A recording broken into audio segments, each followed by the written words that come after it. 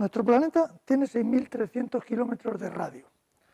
Más o menos, si logro dibujar el círculo, a esta escala vendría a ser algo así. Y ahora tenemos que continuar por aquí.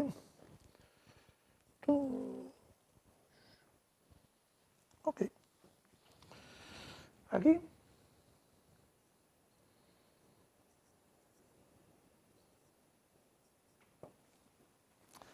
A esta escala, la punta del rotulador, que son 3 milímetros, son 50 kilómetros.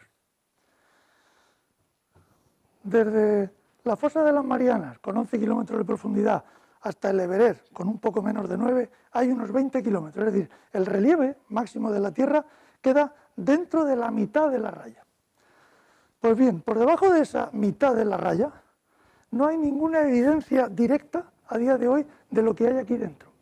La única evidencia directa es lo que los volcanes nos expulsan, no en forma de lava, que eso ya es un fundido más superficial, sino en forma de trozos que supuestamente se arrancan, pero de aquí mismo. Es decir, el único elemento directo sería esto.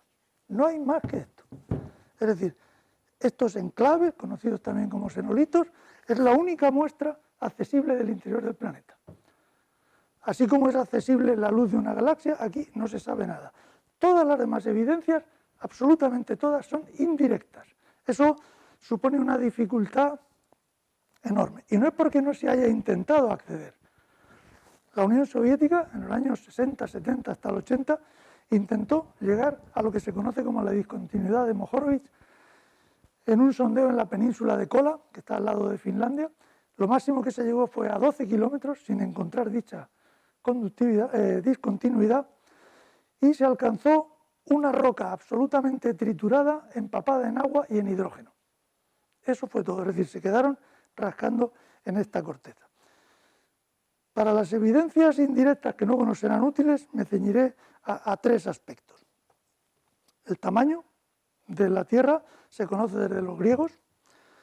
Con posterioridad, Newton hace la ley de gravitación universal, que le permite decir que estos dos rotuladores, por el hecho de existir, se atraen con una fuerza que es proporcional a su masa y que disminuye conforme se les separa.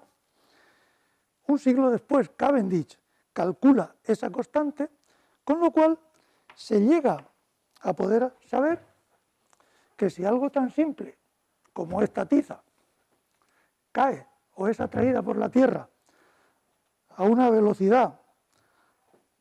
aceleración de 9,8 metros por segundo cada segundo, se puede calcular la masa que hay debajo, que es enorme.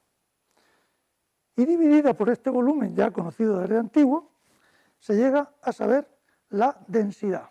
La densidad de nuestro planeta es del orden de 5,5 gramos centímetro cúbico. Para hacernos una idea, la densidad del agua es 1 kilo por 1 litro. La mayoría de las rocas son 2, 2,5, un basalto es 2,7. Es decir, tiene que haber algo en el interior de nuestro planeta mucho más pesado, pero bastante más pesado que todo lo que nos es accesible en superficie para llegar a una cifra tan grande. La otra evidencia es que la sismología, que tiene una larguísima tradición, nos dice que solo hay terremotos en esta raya negra, no hay terremotos en el interior del planeta. Un terremoto no es otra cosa que la ruptura de un material sometido a una tensión y a un esfuerzo. Eso quiere decir que el planeta en su conjunto se comporta como algo plástico. La arena tampoco daría terremotos, algo plástico o muy roto también valdría. Estos terremotos, cuando ocurren, las ondas se propagan y se van registrando en toda la superficie. Hay un determinado tipo de ondas que atraviesan los sólidos, pero no los líquidos. Entonces se observa, al registrar los terremotos grandes o muy grandes, una sombra en el lado del planeta opuesto al terremoto que hace suponer que aquí hay algo que se está comportando como un líquido. La sombra afectada es tal que esto tiene unos 3.700 kilómetros de diámetro, que si lo logro pintar aquí vendría a ser algo así.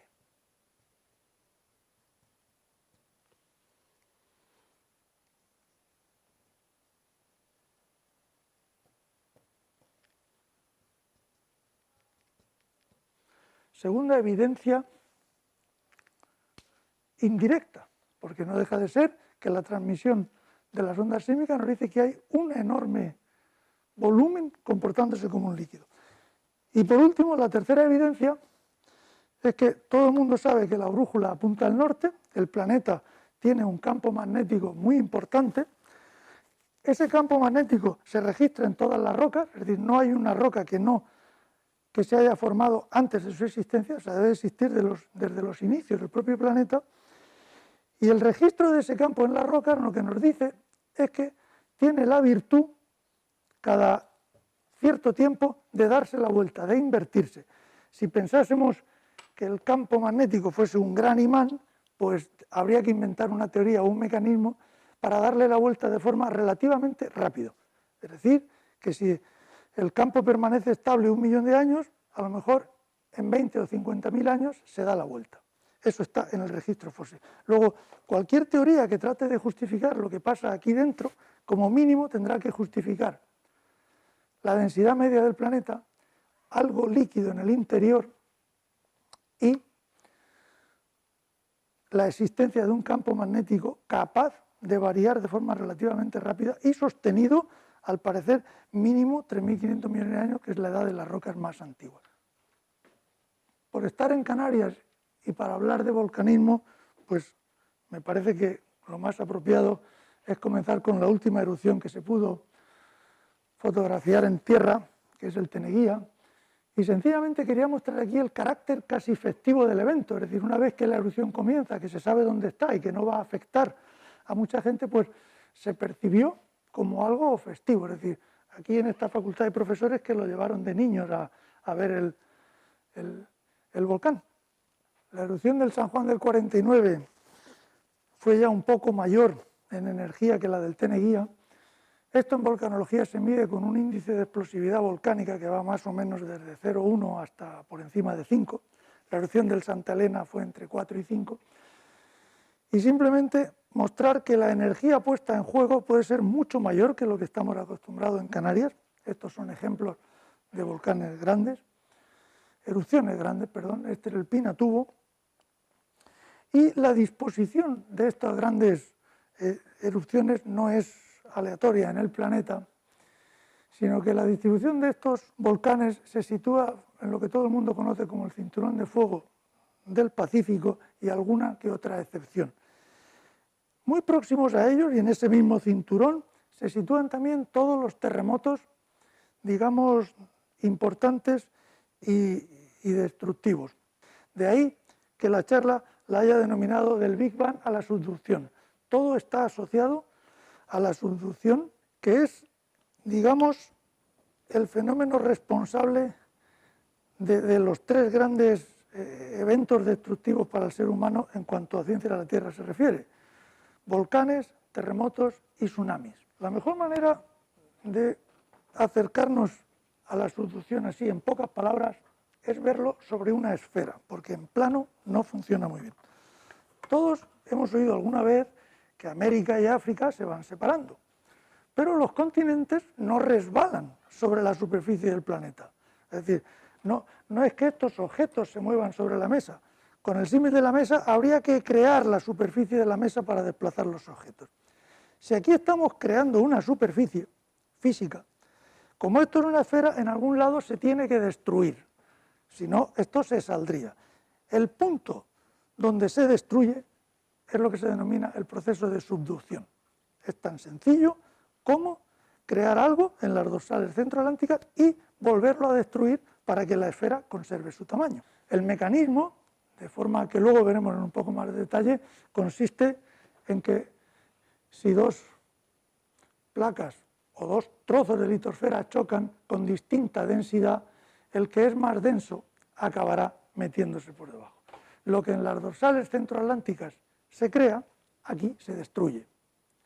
El ejemplo tradicional, el libro o la ilustración de los libros de texto, es un dibujito en donde tenemos la dorsal centroatlántica que construye o va construyendo la corteza oceánica y la subducción que la destruye.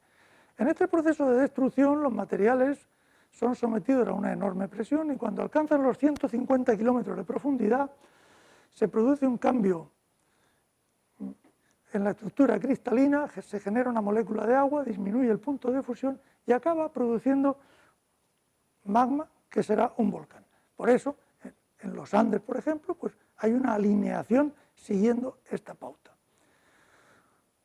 Otro fenómeno destacable aquí es que desde la fosa hasta el continente hay una distancia de mar con una corteza sometida al enorme estrés de la subducción, que es la que va a ser la responsable cuando se dan las condiciones de los tsunamis.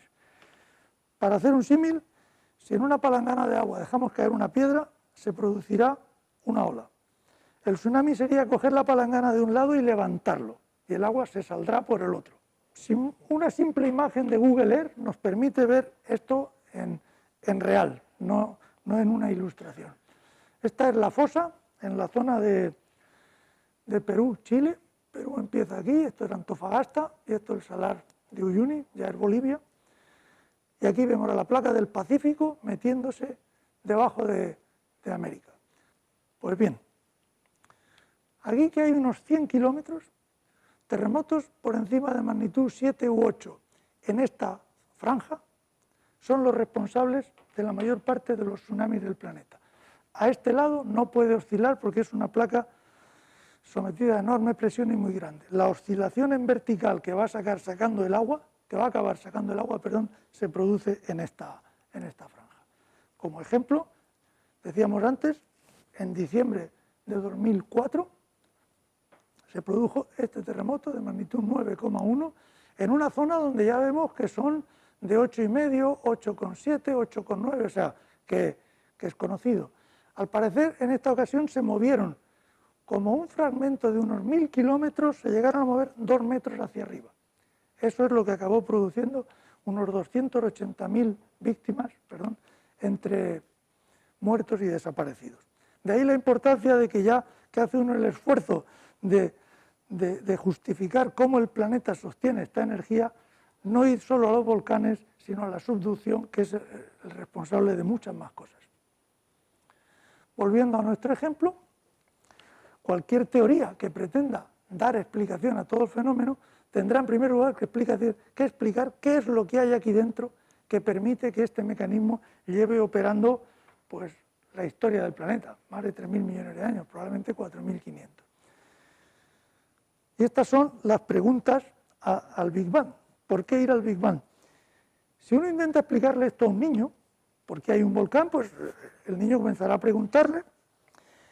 Las explicaciones al principio son muy simples, porque hace calor, porque hay energía acumulada, pero cada vez esto se complica más para explicar cómo es posible que el fondo del Atlántico se abra y se vaya creando un fondo oceánico nuevo, etcétera, etcétera.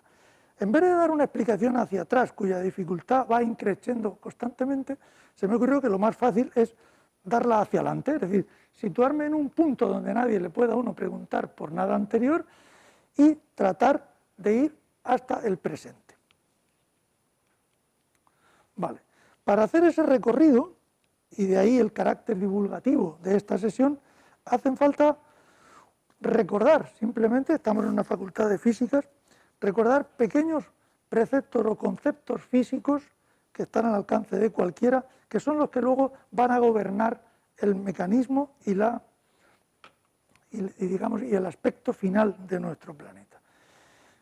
Los que he considerado más importantes son muy comunes. El principio de Arquímedes, que nos dice que los objetos menos pesados flotan, es decir, el corcho y la madera flotan, el metal se hunde, y que se aplica también a un mismo objeto, por ejemplo el aire, si aumenta su temperatura, disminuye su densidad y también flota. En estos globos aerostáticos, sencillamente es aire caliente, es decir, lo que hay dentro del globo es igual a lo que hay fuera, solo que está más caliente. Va a ser uno de los principios importantes en la configuración del planeta. El siguiente principio es el concepto de conductividad térmica, que se reduce a saber que hay materiales que conducen bien el calor y otros que no. No hace falta entrar en formulismos ni detalles, es decir, cómo se transmite el calor a través de los materiales. Baste con recordar que los metales tienen una elevada conductividad. Si se calienta una barra de metal, enseguida nos vamos a quemar la mano si la cogemos por el otro lado, mientras que las rocas, la madera, el corcho, el agua y el aire inmovilizado, habría que decir, son malos conductores. Es decir, la mayoría de los elementos que componen la superficie del planeta se están comportando como si fueran el doble cristal de una vivienda, son muy aislantes. Siguiente concepto, el transporte de calor por convección. Si la conductividad del agua hemos dicho que es baja, cuando se calienta al fuego, no es capaz de transmitir ese calor en el propio fluido, porque es un material aislante. Lo que viene a suceder es que la parte más caliente disminuye su densidad y acaba formando una célula de convección, que es el mecanismo por el que acaba hirviendo toda el agua y que lleva el calor desde la base a la superficie. Es decir, no hay una conducción, sino una convección. Tal vez lo más difícil de interiorizar para los que no se han interesado por la física es la energía de cambio de estado. El hielo a 0 grados para pasar a agua también a 0 grados necesita un aporte de energía. Ahora mismo los glaciares que se están fundiendo, sobre llegar a 0 grados, absorben una cantidad de calor para pasar de sólido a líquido. Lo mismo pasa de líquido a gaseoso, requiere una cantidad de energía adicional. Y esa energía será devuelta cuando el cambio se produzca a la inversa. Es decir, si un líquido pasa a sólido, se acabará liberando. El ejemplo más corriente de esto, para que se pueda entender, no hace falta fijarse mucho aquí, es lo que sucede cuando ponemos a hervir una cantidad de agua. Si partimos de 20 grados, supongamos que en el fuego que hemos puesto, al cabo de los 10 minutos, se alcanzan los 100 grados y el agua empieza a hervir. Durante la próxima hora, el agua permanecerá a 100 grados mientras se evapora. Es decir, que la energía necesaria para evaporar el agua ha sido 6,07 veces la necesaria para calentarla. Es decir, hay mucha más energía acumulada en este vapor por el hecho del cambio de fase que por la temperatura que tiene. Eso es uno de los grandes reservorios de energía que luego veremos en nuestro planeta. Ya casi para acabar, creo que todos estamos familiarizados con la energía asociada a la velocidad de los objetos, únicamente reseñar que aumenta con el cuadrado de la velocidad. De forma que esta energía que se emplea para... O sea, la energía cinética es la responsable de destrozar un coche así para ver lo que pasa. Lo importante es que si el ensayo lo hiciéramos a 1 km/h, la energía sería una unidad, la que sea, dependiendo de la masa del coche. A 10 kilómetros serían 100 veces esa energía, pero es que a 100 kilómetros son 10.000 veces esa energía. De ahí el interés en limitar la velocidad de los coches. Finalmente, a 6.500 km/h, este coche tendría energía suficiente para, en condiciones ideales, fundir el metal de que está hecho. Para que nos sirva de referencia, las Perseidas, que fueron hace poco, son meteoros o meteoritos que entran en la atmósfera a una velocidad por encima de 100.000 km/h. O eso es lo que nos dice. Por último, recordar otro supuesto que hay que explicar, y es que la tabla periódica contiene todos los elementos conocidos. La estructura de cada elemento en simple es siempre, o la teoría que lo justifica, un núcleo inmutable y unos electrones que son los que reaccionan. Con las combinaciones de ellos se puede hacer todo. Es decir, el agua no es más que hidrógeno y oxígeno. La lejía, que es un hipoclorito, pues será un hidrógeno, el cloro que está por ahí, etcétera, etcétera. Incluso las moléculas de la vida, las bases del ADN, son unos pocos: carbono, nitrógeno, oxígeno. En las condiciones de presión y temperatura de nuestro planeta no se puede viajar del plomo al oro, que es lo que se intentaba en el medievo con la alquimia. Luego, este conjunto de elementos que forman nuestro planeta no se han formado aquí. En alguna otra parte se tienen que haber formado y nos ha tocado este reparto. Pero aquí no hay transmutación. La única transmutación que todos conocemos es la del nitrógeno, que en la alta atmósfera, por la radiación cósmica, al ser bombardeado, pasa a carbono 14. El carbono 14 se incorpora a los seres vivos y cuando ese ser muere, comienza su decaimiento. Pero en origen es, y volverá a ser nitrógeno, es una molécula de nitrógeno que transmuta a carbono. Es el único que hay. Bien, el Big Bang es la forma que tiene la ciencia de hacer un gran acto de fe y empezar el proceso. No es la única forma posible, es decir, casi todas las religiones tienen mitos creacionales. Yo en mi juventud fui obligado practicante de la religión católica y allí se me explicaba que Dios había hecho el mundo en 6 días, que es un tiempo, o sea, es más asumible eso que lo que nos exige el Big Bang como crédulo. El problema de aquello era que al cabo de un tiempo venían y te intentaban hacer creer que hay 3 personas distintas y un solo Dios verdadero. O segundo acto de fe, ya habría que ir escalonándolo. Luego, la virginidad de la Virgen María, que había sido concebida por obra del Espíritu Santo. Es decir, aquello estaba escalonado de actos de fe para darle una continuidad. En mi opinión, el Big Bang solo requiere el gran acto de fe inicial y luego la ciencia es capaz de hirvanar un relato hasta la actualidad. Y digo hirvanar porque esto dista mucho de estar cosido y bien cosido. Esto es una cosa, es la esencia de la ciencia, es decir, el aumento de conocimiento que va justificando todas esas pequeñas costuras. En el Big Bang, lo más reseñable, y que a mí no me cabe en la cabeza, lo digo ya de entrada, es que no solo es el tiempo cero, es que se crea el espacio y la energía, es decir, previamente no hay un espacio vacío que rellenar. En este momento inicial del Big Bang, la tabla periódica está vacía, no existen ni los elementos, es decir, es un material en estado seguramente de plasma y de energía en el que no hay nada. Según los astrofísicos, incluso hacen falta más de los 6 días que nos predicaban cuando era pequeño para que el universo se expanda lo suficiente para que aparezca el primer elemento. El primer elemento que aparece es el hidrógeno. Hidrógeno que es como la base del universo y que está por todas partes. Cuando se alcanzan las suficientes o masas lo suficientemente grandes, nacen las primeras estrellas en esas supuestas nubes de hidrógeno, que no son otra cosa que la reacción que permite llegar al helio. El Sol trabaja así, es la fusión nuclear de 2 átomos de hidrógeno para llegar al helio. Todos estamos acostumbrados a la energía que nos llega del Sol. Para hacernos una idea del proceso, con un poco más del hidrógeno que cabe en un globo de feria, se hizo este ensayo de Bikini, que son la primera bomba H, y esto que hay aquí al fondo son barcos de guerra norteamericanos puestos como ensayo. Es decir, eso es la energía de un par de litros de hidrógeno por el mismo sistema por el que trabaja el universo. Luego, en el motor estelar que sería nuestro Sol, continúa ese proceso, el relato está totalmente tomado de los astrofísicos, continúa este proceso y al parecer solo llega hasta el hierro, en determinado tipo de estrellas con una serie de condiciones. Y ahí el proceso se detiene y al parecer se atasca. Ya no es energéticamente conveniente, puesto que hace falta más energía para quemar el hierro que la que él nos va a devolver.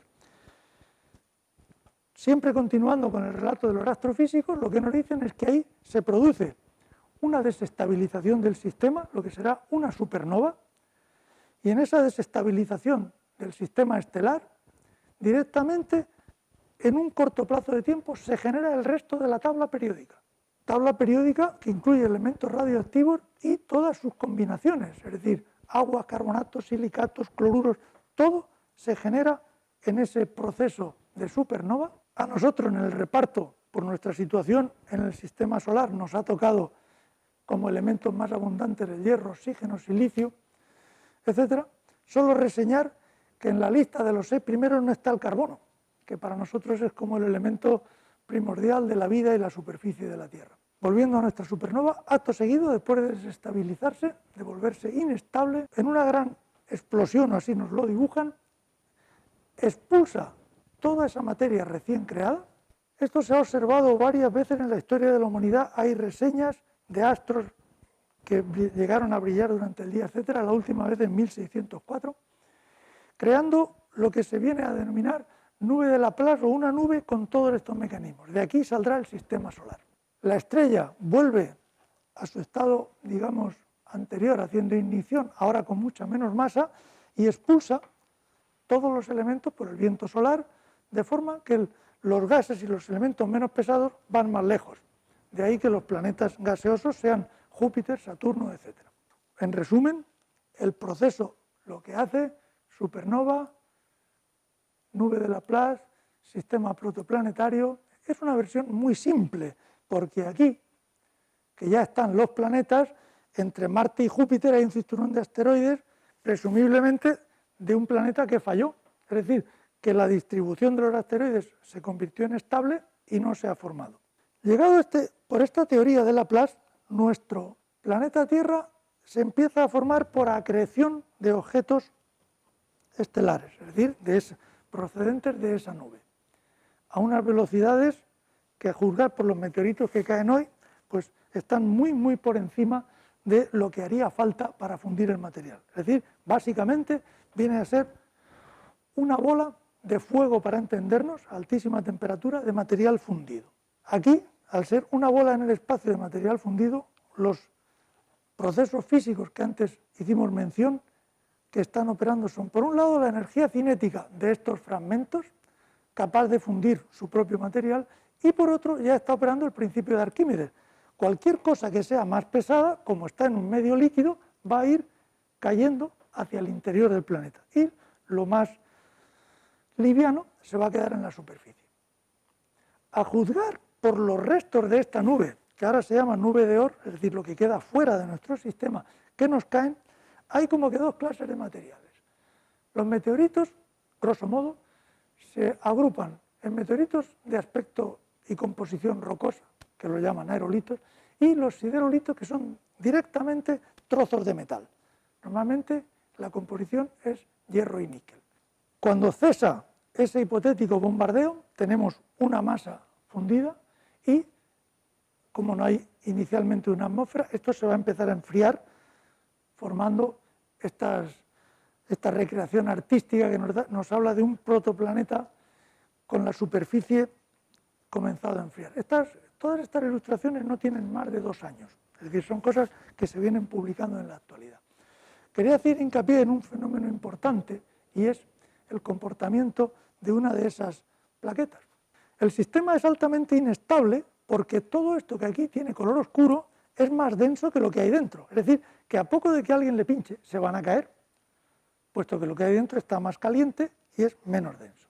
Este es el aspecto que tiene un lago de lava visto por la noche, en donde las grietas vienen a ser la temperatura más elevada, y durante el día esto pasa a ser gris. Un aspecto muy importante de esto para la evolución del planeta es que hemos dicho, y se mide, que estas rocas son altamente aislantes, térmicamente aislantes. Luego, cuando uno de estos trozos, sometido a un impacto exterior, es desplazado al interior del planeta, no se va a fundir instantáneamente, porque es casi un material refractario. Es decir, el calor va a comenzar una especie de fusión parcial, es decir, como si fuera una forma de destilación fraccionada, y los elementos de menor punto de fusión, que además son menos densos, van a comenzar a separarse y emerger. Este es el origen de los continentes. Esas rocas de baja densidad ya nunca más se van a sumergir, porque por su baja densidad van a flotar sobre el resto del planeta. Y eso lleva así desde hace 3.500 millones de años, que es la edad de las rocas más antiguas. Por contra, la parte propiamente dicha de corteza oceánica, basaltos para entendernos, mantiene una densidad tal que se va a hundir.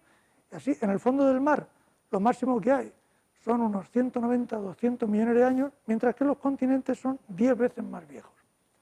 Y ese mecanismo opera desde el inicio de nuestro planeta. Así pues, ya estamos prácticamente concluyendo, llegamos a una estructura, otra recreación artística reciente, en donde los materiales más densos se han ido hacia el interior, todavía hay un bombardeo, y los materiales más superficiales, menos densos, acabarán formando lo que se denomina corteza. No olvidemos que tenemos que justificar la densidad de 5, de más de 5 de promedio. Y así se llega a la concepción actual, siempre por métodos indirectos, de un núcleo que se supone, para que las cuentas cuadren, no por otra cosa, se supone de hierro y níquel. Hay que sumar el níquel, si no la densidad de hierro no es suficiente para obtener esa media, que es líquido porque las ondas sísmicas no lo atraviesan correctamente. También por esas ondas sísmicas se ve que tiene un pequeño núcleo interior que ya es sólido, y dos elementos reseñables: la energía acumulada en ese núcleo líquido de hierro-níquel, tanto por su temperatura como por el cambio de estado que tendrá que devolvernos para pasar a sólido, es enorme. Y esta es la densidad que cuando llegue al manto le va a ser totalmente imposible ascender. Es decir, es como pretender que el ancla de un barco salga sola del agua. El contraste de densidad es enorme y eso va a estar siempre ahí. Por lo cual tenemos una enorme masa de hierro fundido de 3.700 kilómetros. Parte de él ya se ha solidificado y, como al ser más sólido, queda hacia el interior, con un sistema de 2.900 kilómetros, que es el manto superior, de material altamente aislante térmicamente hablando. Es decir, un cristal de doble ventana de 2.900 kilómetros. Eso hace que haya un enorme calor atenazado en el interior que no tiene forma fácil de encontrar camino hacia la superficie. Esto es un poco las dimensiones relativas, y entonces ese enorme calor, de alguna forma, se tiene que abrir paso. Y las hipótesis que mejor justifican todo lo que se observa en la superficie es que el núcleo sería el fuego y el manto sería el elemento plástico capaz, en el que es capaz de generarse corrientes de convección, como en aquel caldero de agua que veíamos antes, capaces de transportar el calor, y de forma accidental casi, en este trasiego energético, es lo que acaba generando la corteza oceánica aquí y destruyéndola en la subducción que cierra el proceso. Entonces tenemos por un lado el posible mecanismo y la fuente de energía. Si nuestro planeta tiene 4.500 millones de años, a día de hoy el sistema es altamente eficaz, puesto que hay 3.700 kilómetros todavía de hierro fundido, y parece ser que esto va para largo. Es decir, no hay manera. Aún así, esto sería, volviendo a nuestro esquema inicial, lo que ha ocurrido aquí para justificar el mecanismo en superficie. No olvidemos que esto que aquí se nos dibuja, o sea, es que proporcionalmente parece que la litosfera, los continentes, el mar, sean del tamaño del planeta. Esto en realidad estamos siempre en la línea negra. Es una cosa ínfima respecto al volumen de nuestro planeta. Pues bien, esta es una recreación artística, también reciente, de lo que sería esa célula de convección. Esto vendría a ser la dorsal centroatlántica y esto las zonas de subducción.